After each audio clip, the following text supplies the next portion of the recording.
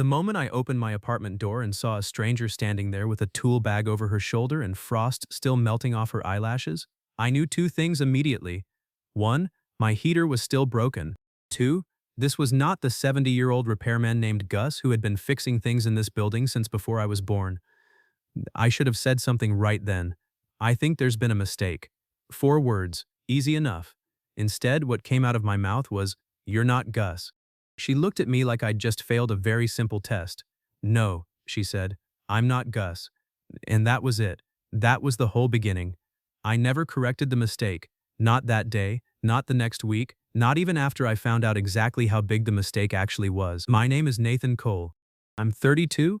I restore old cameras for a living, which means I spend most of my hours in a cluttered workshop squinting at tiny screws instead of talking to people. I'm not good at talking to people.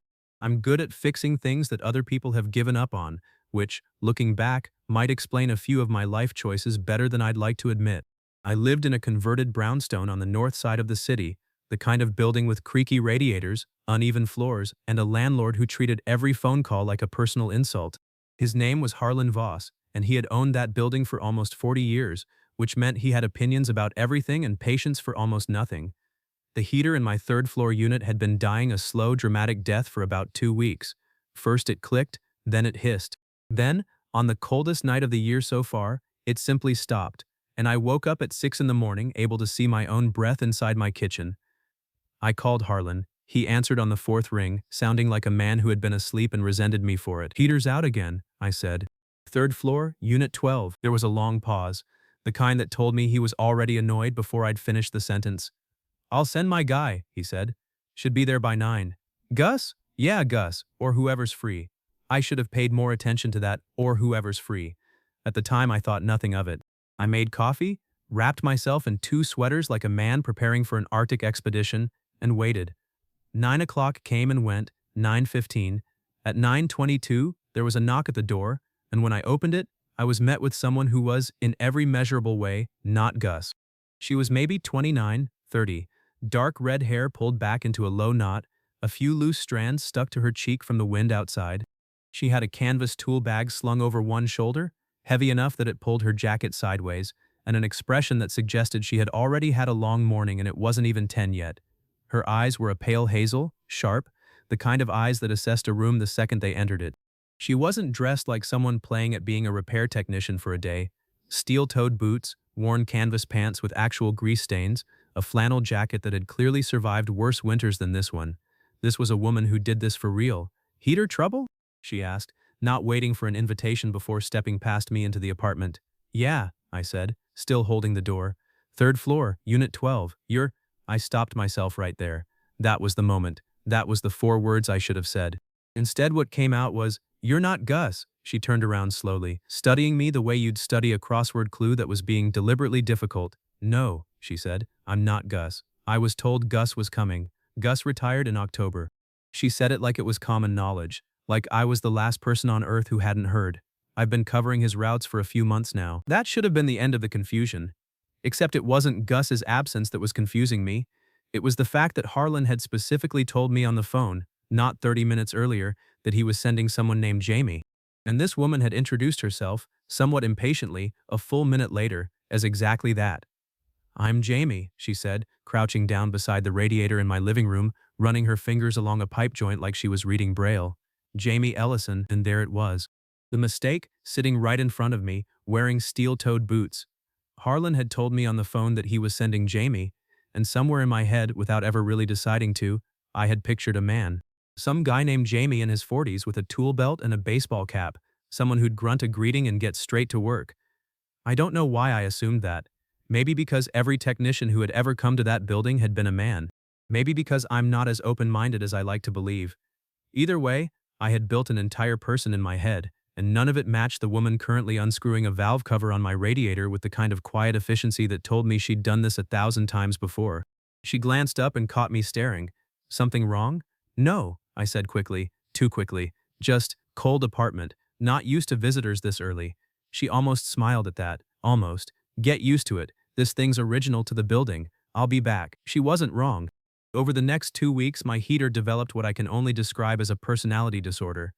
It would work fine for 4 days, then die overnight with no warning, then work again after Jamie came out to bleed the lines or replace a valve or mutter something about the building's ancient piping system that made her sound less like a repairwoman and more like a doctor delivering a difficult diagnosis to a very old patient. Each time, I called Harlan. Each time, he sent Jamie. And each time, I had the perfect opportunity to say, "Hey, by the way, when you told me on the phone you were sending Jamie, I assumed a guy was coming and I never actually corrected that assumption out loud, and now it's been 3 visits and it would be weird to bring it up. I never said that either, partly because it felt like a strange thing to confess, partly, if I'm being honest with myself now, because I liked having a reason for her to keep coming back. By the 3rd visit, we had settled into something that wasn't quite friendship yet, but wasn't quite strangers anymore either. She'd let herself in with the polite knock then enter rhythm of someone who trusted I wasn't going to be doing anything embarrassing at 9 in the morning. I'd have coffee ready, which she never asked for but always accepted, holding the mug in both hands while she waited for a part to warm up or a valve to settle. "You know," she said on that 3rd visit, crouched by the radiator again, "most people get annoyed when the same problem keeps happening. I'm not annoyed." I noticed. She glanced up at me, something almost teasing in her expression. "You've got the coffee ready before I even knock now. Buildings got thin walls. I hear the stairs." "Sure," she said, clearly not believing that for a second. "That's it." I handed her the mug. "Is it going to actually get fixed this time? Or are we doing this dance until spring?" "Depends on your landlord's budget," she said. "I keep telling him the whole system needs replacing, not patching. He keeps telling me patching is cheaper. Sounds like Harlan." "You know him well?" "Well enough to know he'll spend $400 fixing something that would have cost $300 to replace, just so he can tell himself he saved money." That got an actual laugh out of her, quick and surprised, like she hadn't expected me to be funny. That's an extremely specific level of understanding for a landlord-tenant relationship. I've lived here 6 years, you pick things up. She looked around the apartment properly for the first time, taking in the shelves lined with disassembled cameras, lenses laid out on felt cloths, a workbench covered in tiny tools that looked more like a jeweler's than a mechanic's. "What is all this?" "I restore old cameras. Mostly film, some early digital. People send them to me from all over. I take them apart, fix what's broken, send them back working." Her eyebrows lifted slightly. "That's a strange thing to make a living at. So is climbing into strangers' apartments to fight 30-year-old radiators." "Fair point." She set the mug down and turned back to the valve. "At least your work doesn't yell at you when it doesn't cooperate. You'd be surprised. Some of these cameras have real attitude." That earned me another laugh, softer this time, and something about the sound of it made the whole cold apartment feel a few degrees warmer, heater notwithstanding. By the 4th visit, I had learned her name wasn't just Jamie Ellison, it was Jamie Rose Ellison, a detail she mentioned only because she was filling out a work order and I happened to be standing close enough to read over her shoulder, which she caught me doing and didn't seem to mind. I learned she'd been doing HVAC work for almost 8 years, that she'd apprenticed under her uncle after deciding college wasn't for her, that she liked the work because, in her words, broken things make sense if you're patient enough to listen to them. I learned she had a dry, understated sense of humor that snuck up on you if you weren't paying attention, the kind of wit that didn't announce itself with a laugh track, just landed quietly and then waited to see if you'd caught it. I also learned, on that 4th visit, exactly how the mix-up had happened, though not from her. It came from Harlan, of all people, during a phone call about an unrelated leak in the building's basement. "That Ellison girl still coming out to fix your heater?" he asked, sounding mildly amused. "Yeah, why do you ask? No reason, just funny, is all."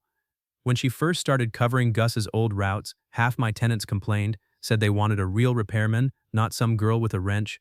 I told them, "She's better at this than Gus ever was, you'll see." Most of them came around.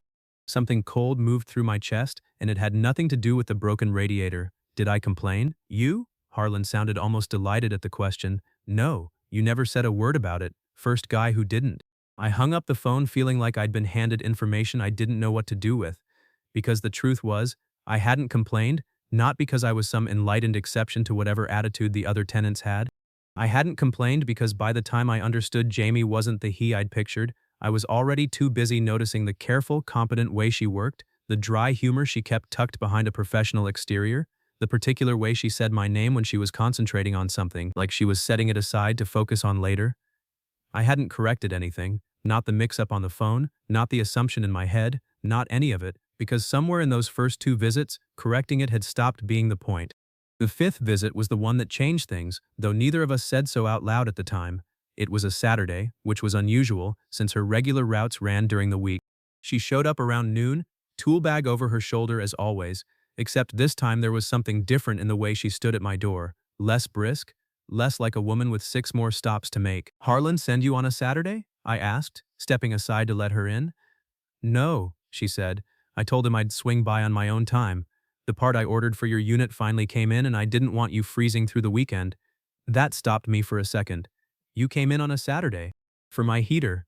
"Don't make it weird," she said, though there was color rising in her cheeks that suggested she knew exactly how it sounded. "I had errands nearby anyway." "What errands?" "Personal ones." "That's not an answer. It's the only one you're getting." She knelt beside the radiator, pulling the new part from her bag with the kind of care most people reserve for something fragile. "This should be the last fix. If it breaks again after this, it's not the part, it's the whole system, and that's a conversation for Harlan's wallet, not mine." I sat on the arm of my couch and watched her work, the way I'd started doing without really deciding to, the movements of someone who understood exactly what she was doing well enough to make it look unremarkable. "Can I ask you something?" "You're going to whether I say yes or not." "Probably." I turned the mug in my hands, deciding how to phrase it. "When you first started coming here, and I called you not Gus, did you think that was weird?" She glanced up, a small knowing smile pulling at one corner of her mouth. "I thought it was funny. Most people who assume they're getting a man and get me instead either get awkward about it or overcompensate by being extra polite, like they're trying to prove they're not bothered. You didn't do either." "What did I do?" "You made me coffee and asked if my work argued back the way cameras do." She twisted the new valve into place with a practiced motion. "That was different." "Different good or different weird?" "Different good," she said, not looking up, though I could hear it in her voice, something quieter and more careful than her usual dry delivery. "I don't get that a lot. People treating it like it's just, my job, not a surprise, not a statement." I thought about telling her the truth right then, that it hadn't been quite as effortless as she thought, that there had been a full, if brief, adjustment happening behind my eyes that first morning, that I'd simply decided not to make it her problem. But something about correcting the story felt like it would ruin the version of me she'd started to like, and I was selfish enough, in that particular moment, to let her keep believing the better version. "For what it's worth," I said instead, "I think you're better at this than Gus ever was." She looked up at that, surprised. "Harlan tell you to say that?" "Harlan told me you were better than Gus. I'm agreeing with him," which, for the record, doesn't happen often. That made her laugh, real and unguarded, and something about the sound settled into my chest and stayed there. She finished the repair 20 minutes later, tested the radiator until heat was pushing steadily through the pipes, then packed up her tools with the efficient economy of someone who did this daily. At the door, she paused, tool bag over her shoulder, and looked at me for a beat longer than the moment required. "So that's it," she said. "Should be fixed for good now." "Should be."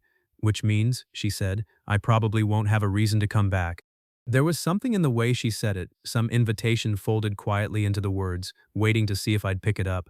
And for once in my life, I didn't overthink it. "You could still come back," I said, even without the heater as an excuse. Her eyebrows lifted slightly, a small, pleased surprise crossing her face before she could stop it. "Is that an invitation or are you just worried about future repairs?" "Both. Mostly the first one."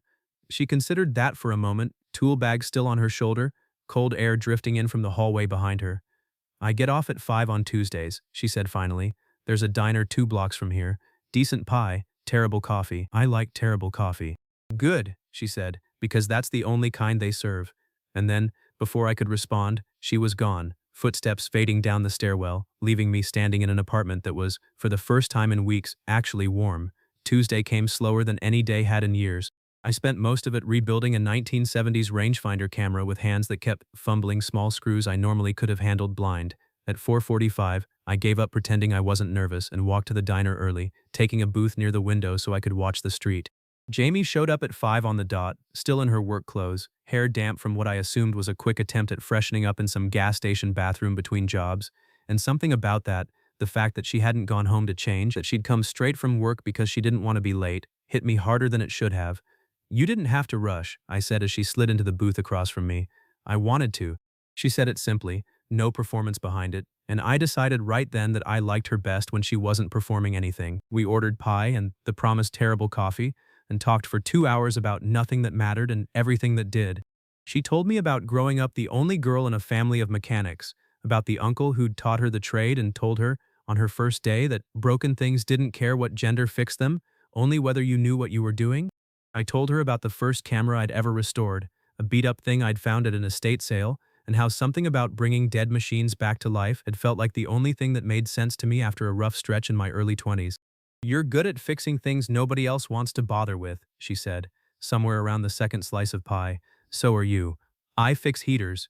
You fix whatever's broken, heaters, assumptions, whatever people bring you." She looked at me for a long moment after that, something soft and considering in her expression, like she was recalculating something about the shape of the evening. That's a strange thing to say. I've had a strange few weeks. By the time we left the diner, it had started snowing, the first real snow of the season, soft and slow under the streetlights. Jamie pulled her jacket tighter, tilted her face up toward the falling flakes for a moment, and then looked back at me. "So," she said, "same time next Tuesday? You don't need my heater to break for an excuse. I know." Her smile was quiet, certain. "I just wanted to hear you say yes anyway." "Yes," I said, "anyway." That should have been the beginning of something simple. Dinner became a weekly thing, then a twice-weekly thing, then something that didn't need scheduling at all because we simply found reasons to be in the same place. I learned the particular rhythm of her days off. She learned that I made terrible coffee at home, worse even than the diners, and took it upon herself to fix that too, showing up one evening with a proper kettle and a bag of decent grounds like it was another repair job she couldn't leave undone. But nothing worth telling stays simple for long, and ours hit its complication about 6 weeks in, wearing the shape of Harlan Voss standing in my doorway on a Thursday morning looking like a man who had discovered something he wasn't sure how to feel about. "You and Jamie," he said, without preamble. "What about us? You're seeing her? Outside of work stuff." I didn't see the point in lying to my landlord about my personal life, even one as nosy as Harlan. "Yeah, we're seeing each other." He rubbed the back of his neck, an expression on his face I couldn't quite place. Not disapproval exactly, something more complicated. "That's going to be a problem," he said finally. "Why would that be a problem?" "Because," he said, lowering his voice like the hallway might be listening, "she's not just some contractor I picked up off a listing, Nathan. She's my niece." I stood there for a second, letting that land. "Your niece. My late brother's girl. When Gus retired, I gave her the routes because she needed the work, and I trusted her more than any stranger I could have hired. I never told her which units to be careful with, or which tenants to charm. I never thought I'd need to." He looked at me hard. "You understand what I'm telling you? That you're worried I'm using your niece to get out of paying full rent?" "I'm worried," Harlan said, "that if this goes bad, I lose a tenant I actually like and a niece who already doesn't trust men who talk pretty. Her last relationship ended because some guy decided her job was cute right up until it embarrassed him in front of his friends. She doesn't talk about it, but I know. Family knows things." Something in my chest went tight and cold, hearing that, understanding for the first time exactly what kind of history I might be standing next to without realizing it. "I didn't know that. I figured you didn't." Harlan's expression softened, just slightly. "I'm not telling you to back off. I'm telling you, if you're not serious, be honest about it now.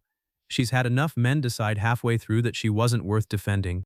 I thought about that conversation for days afterward, replaying it while I worked, while I lay awake at night, while I watched Jamie across from me at dinner, laughing at something I'd said, utterly unaware her uncle had handed me a warning wrapped in family history. I didn't tell her about the conversation right away. Maybe that was a mistake. But I wanted to be sure, in my own head, before I brought it anywhere near hers, that whatever this was between us wasn't going to become one more story about a man who liked her fine until liking her got complicated. The test came sooner than I expected, at a dinner with a few old college friends I'd been putting off for months. I brought Jamie along, mostly because by that point bringing her along to things had simply become the natural order of my life, not something I debated first. It went fine, mostly. Good conversation, easy laughter, until one of my friends, a guy named Marcus who had never learned when to stop talking, leaned back in his chair with a grin and said, "So wait, you're telling me you fix heaters for a living, like actual repair work?" "That's the job, yeah," Jamie said, unbothered, used to the question by now. "Huh."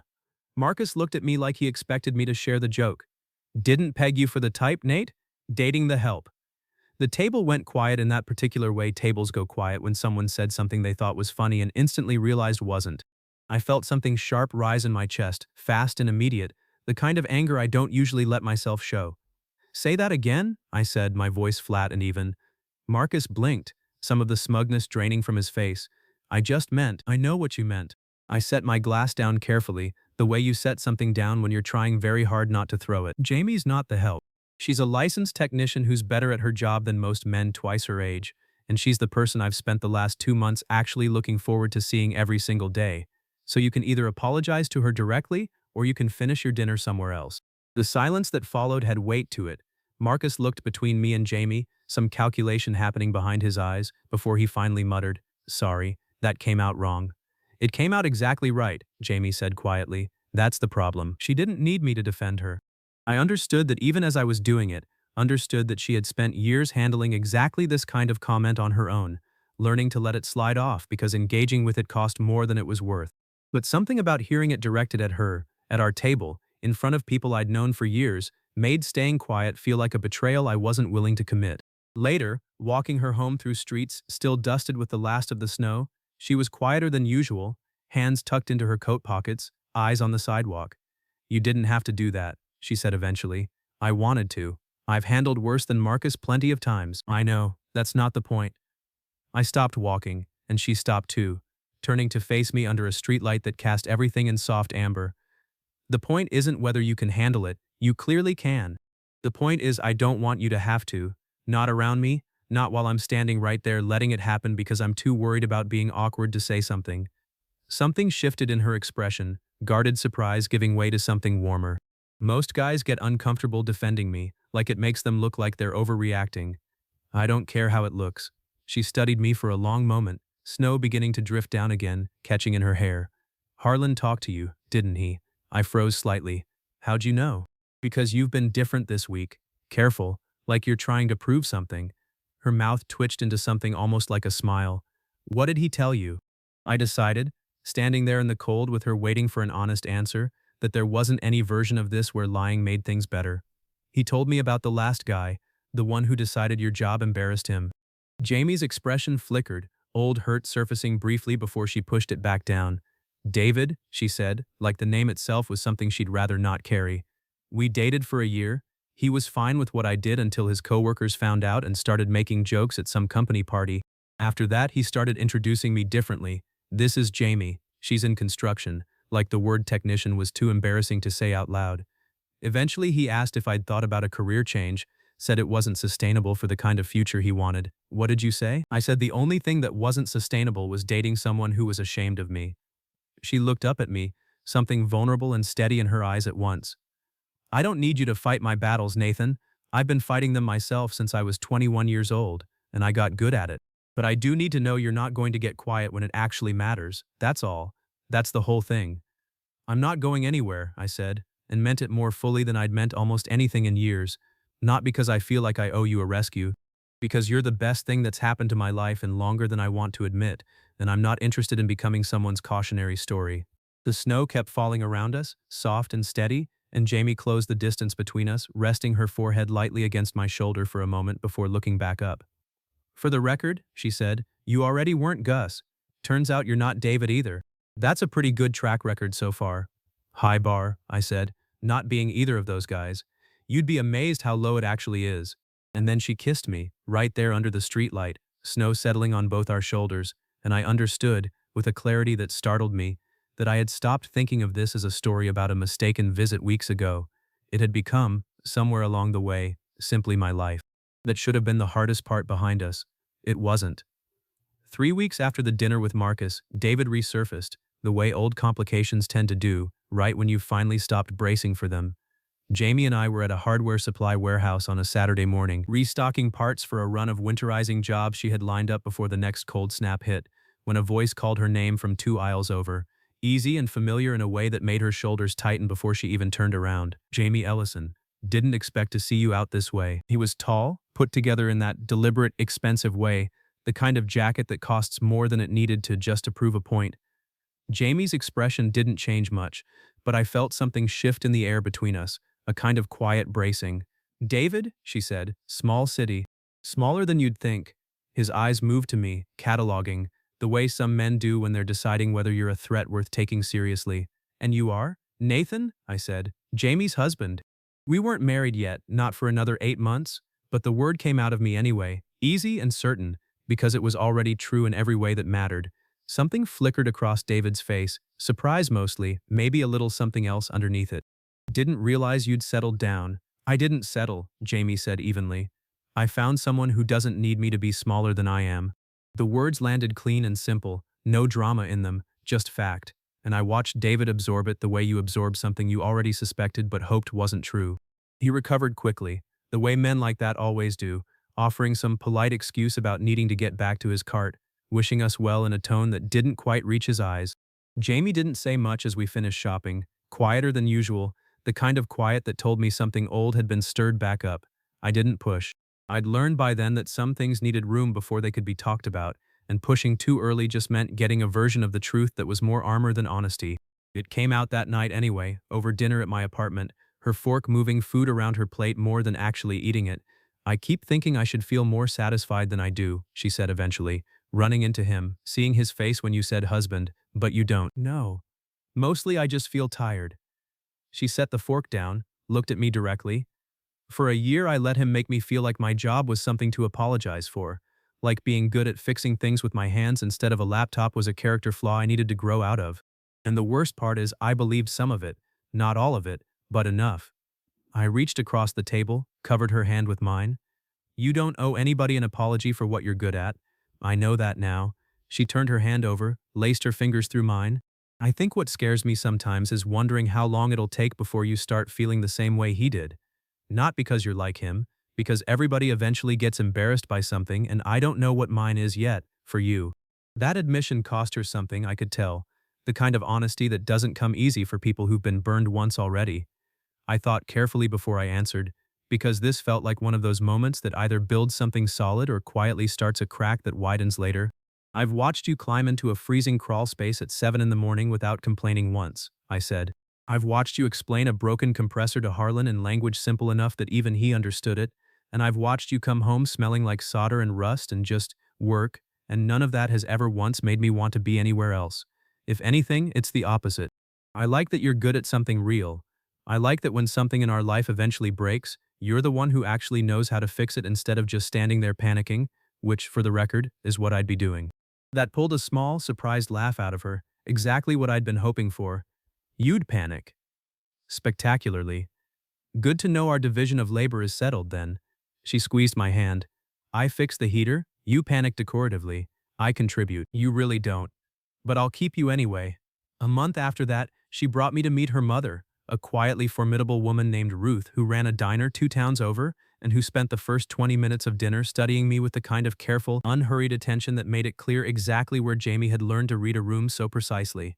So, Ruth said, halfway through the meal, you're the one who never called to correct my brother-in-law's mistake? Word had clearly traveled through the family in the months since, turned into something between a joke and a small legend. I guess that's me. Most men would have said something, called Harlan, asked where the real repairman was. I like to think I got the better end of that mix-up. Ruth's mouth twitched, something almost like approval crossing her face. She told me about David. I figured she might have. He came to dinner here twice, back when things were serious.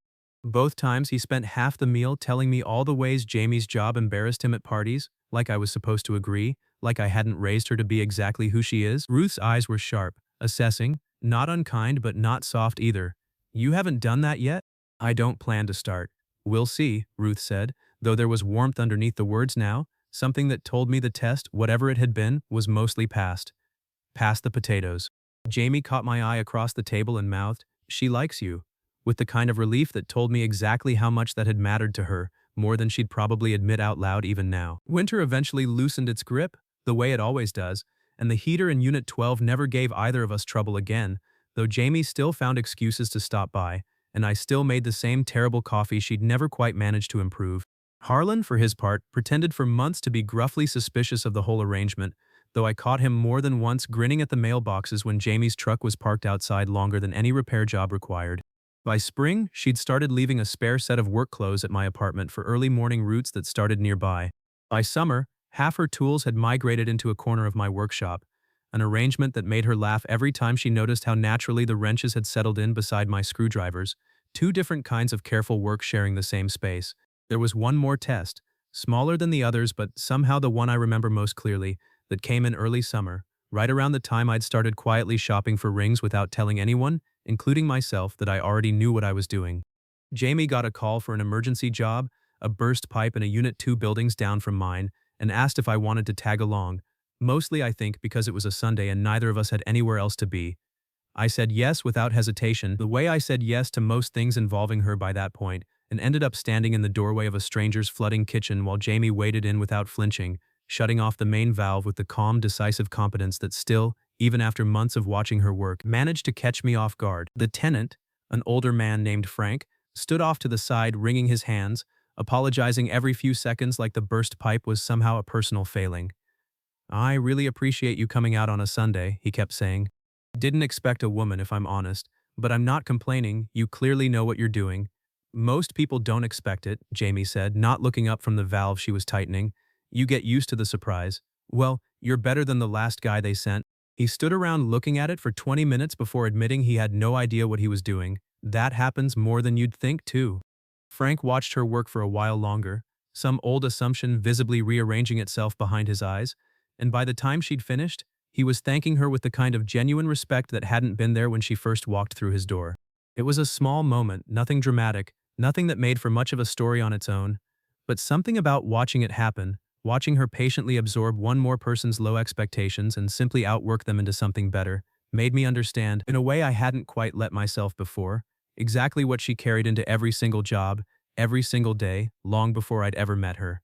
Walking home afterward, tools rattling gently in the bag over her shoulder, she caught me watching her with an expression she couldn't quite place. "What?" she asked. "Nothing, just thinking. About? About how many times you've had to prove yourself to people who assumed the worst before you even said a word." She shrugged, though it wasn't as casual as she wanted it to look. "Every day, pretty much. You stop noticing after a while. Or you notice and just decide it's not worth the energy to be angry about it every single time. Doesn't seem fair." "It's not," she said simply, "but being angry about it all day doesn't fix any pipes." She bumped her shoulder gently against mine. "Besides, I've got you now to be quietly furious on my behalf while I do the actual work. Division of labor, remember. Gino, I take my role seriously, I've noticed." "It's very cute." Cute wasn't the reaction I was going for. "It's the one you get."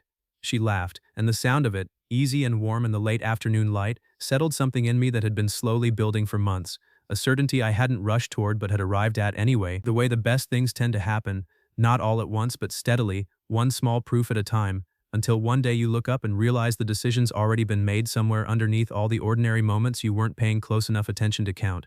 It was nearly a year later, on a cold morning that reminded both of us exactly how it had all started, that I knelt down in front of the same radiator that had first brought her through my door, not because it was broken, but because I'd hidden a small ring box behind the valve cover the night before, knowing she'd be the one to find it when she came by to check on a very fake, very invented complaint I'd called in the day before. "You said the heater was making a noise," she said, crouching down beside me, tool bag already open, all business, until her fingers found the small box tucked where a valve should have been. She went very still. "Nathan." "I figured," I said, my voice not quite as steady as I wanted it to be, "since this radiator's the reason I met you, it should probably be the one that asks the real question." She looked at me, eyes bright, tool bag forgotten on the floor beside her. "You're proposing next to a 30-year-old radiator. I'm told fixing what's broken and making something last are basically the same skill. I figured you'd appreciate the symbolism. That's either the most romantic or the most ridiculous thing anyone's ever said to me. Can it be both?" "It can absolutely be both." And then she was laughing and crying at the same time, the ring box trembling slightly in her hand as she opened it, and before I could even finish the actual question, she said yes, right there on the floor of the apartment where a wrong assumption about a name had somehow, against every reasonable odd, turned into the rest of my life. We got married the following autumn, in a small backyard ceremony where Harlan, of all people, cried more than anyone, muttering something about how he always knew Gus's retirement would end up being the best thing that ever happened to this building. Jamie kept working, still the best technician in 3 counties according to half the tenants in our old building, and I kept restoring cameras, and somewhere along the way we bought a house with radiators old enough that she still, occasionally finds a reason to tend to them herself, just to keep her hands busy on a slow Sunday. Sometimes, late at night, she'll ask me if I remember the exact moment I realized the mix-up had happened, the moment I understood Jamie wasn't the he I'd expected, and I tell her the truth now, the whole truth, the version I never quite got around to admitting back when it might have mattered. That there was a half second, standing in that doorway, where my expectations and reality didn't line up, and I chose, without really deciding to let reality win. That I never called Harlan to correct the mistake, because somewhere underneath the surprise, Some part of me had already decided I didn't want it corrected.